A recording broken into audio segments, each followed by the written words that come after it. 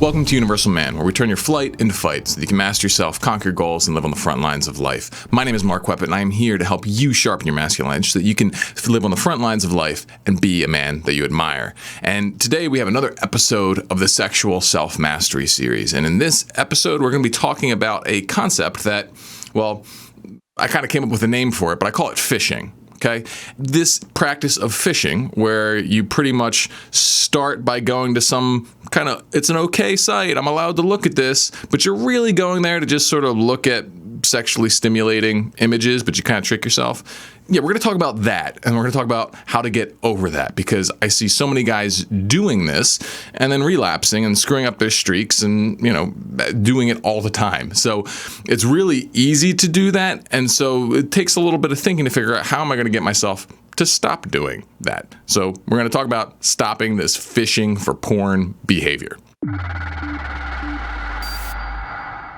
Most guys struggle to quit porn because they aren't building the right habits to replace porn. If you want to learn the simple habit replacement system I've used to help thousands of men quit porn and develop self-mastery, then click the link in the description below and download my free Reboot Regimen guide. So fishing, all right, when you actually go real life fishing, what do? You sit by this stream, you toss your line into the water, and you sit there and you wait for a fish to come along and, you get one. It's sort of like gambling a little bit. It's like, you don't know when the bite's going to happen, but it's probably going to happen. If you keep fishing long enough, you're eventually going to get a bite, right? And I think guys do this sort of behavior, but they do it with porn, okay? And so they know, all right, I'm not allowed to go to a porn site, right? I'm going through this reboot. I'm trying to master my sexuality. So going to a porn site, off limits, not going to do that. So what I'm going to do is I'm going to go to my Instagram feed and I'm going to go to the search or discover tab and I'm just going to scroll through it. That's all I'm doing. I'm just looking at Instagram. There's nothing wrong there. Oh, look, that's a nice pair of butt cheeks. Oh, look, she's got her boobs all the way out. Huh, that's exciting. Huh, what's going on here? Maybe I should just click on this and see what's going on. Oh my goodness, she's twerking. What? I didn't think I was going to find this here. No. Like, this is what guys do all the time. They go to these streams of information and they just start kind of wading through it, and eventually they know that something sexually triggering is going to come and they're going to get that little hit. But they kind of maintain this sort of plausible deniability that they're not using porn because technically they're not going to like a XXX site. And there's lots of sites like this, pretty much all social media. Instagram's a huge offender. Like, it seems like everyone just wants to show you what their body looks like because that's all it is, just pictures. Facebook's like that, Twitter's like that, Reddit is like that, especially if you follow a lot of like just the default subreddits. Trashy news sites, they always have like a sidebar full of clickbait, cleavage, even dating apps. Dating apps where you're just swiping through it. Some dating profiles are, hey, I'm sexy, do you want to hook up? If you're doing legitimate dating, that's one thing, and I talk about that elsewhere, but like, if you're just scrolling through it trying to get dopamine hits by looking at attractive people's profile pictures, again, you're fishing, man. The real problem here is that you got this rationalization of it's not porn, so it's okay. I'm not here for the sexual imagery. But is that true? Right? Because a lot of times I think we are. A lot of times we're unconsciously going there and we're just looking for this dopamine hit and the sexual imagery that provides the biggest spike, right? And so this rationalization, it's almost like a Trojan horse. This army, they're about to get defeated, and so they made this big horse as like an offering. It's like, hey guys, sorry, we surrender. Here, take this big horse statue. And, it had like a bunch of dudes inside of it, and then at night they came out of the horse and they, killed everyone or whatever. I think that's the story. That's kind of like what's happening here, is that there's this rationalization where it's like, hey, yeah, here, let's go do this fun, healthy, safe thing that's totally not porn. Let us in your gate. And we're like, okay, come on in, let's hang out. And then once you get those hits and you realize, this is what I'm doing, I'm just here looking for titties, then it's like, well, I might as well just go to the source. And then you end up back at porn eventually, right? You have to stop lying to yourself about it. If you're fishing, you're using. It's just a gamified form of using porn. With regular porn, it's just like you click the porn and then there it is. There's no drama involved. But with fishing, it's just like adding a roulette wheel to it. It's basically saying that the roulette wheel is the algorithm that determines what shows up on whatever site you're going to, and you're just kind of pulling that that slot machine, and it's just like, instead of like, it's like XXX, get it, boom, boom, boom, and then all of a sudden you get the triggering imaging, and we're off to the races in terms of a relapse, right? The key here is just you got to be honest with yourself. You can't lie to yourself. You can't say that you're going to do something else when you're not. Because at the end of the day, what we really want to stop is, have you stop relying on sexual imagery and stimulation, especially the artificial kind, to be what you use to manage your head, to manage your heart, to manage your time, right?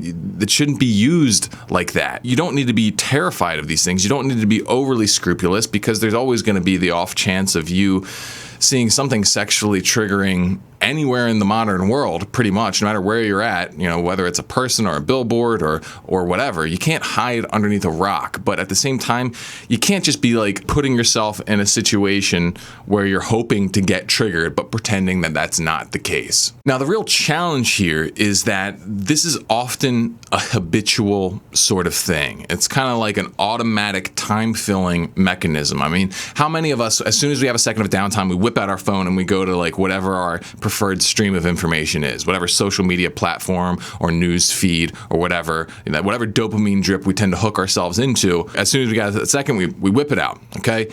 And this is a problem because so many of these dopamine feed sort of things, they're not inherently bad, a lot of them. Some of them can be even great, but a lot of them do, if not managed properly, have this kind of sexual imagery inside of them. And that helps, I think, increase the addictiveness of them, which, the platform designers, I think, often see as a feature rather than, a bug. Basically, to go back to the fishing analogy, is that we all have got certain beaches that we like to go fish at. Most of these beaches, there's a chance that you're going to catch a big old turd shark of a trigger. And we want to avoid those beaches. That's the kind of deep trick here. That's the deep key here, is that you need to curate what beaches you show up at. And you want to make sure that whatever kinds of streams of information you're using, you're not setting up or not engaging in ones that allow for this highly triggering stuff to get through. A great book about this that's come out recently is Cal Newport's Digital Minimalism. What he talks about is how, we're all kind of addicted to technology, and, that these companies, they manipulate our brain, and that we need to be really super intentional. He's not like black and white, being like, throw away your phone, live in a cave.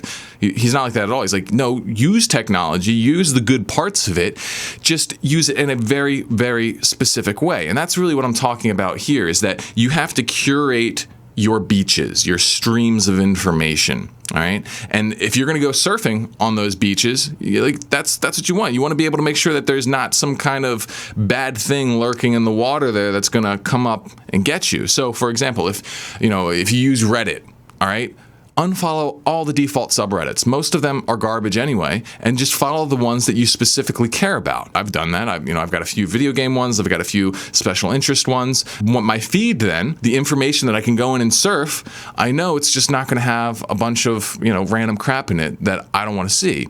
Same thing goes for any social media platform like Twitter, Facebook, Instagram. Make sure you're only following the people that really bring you the value that you value.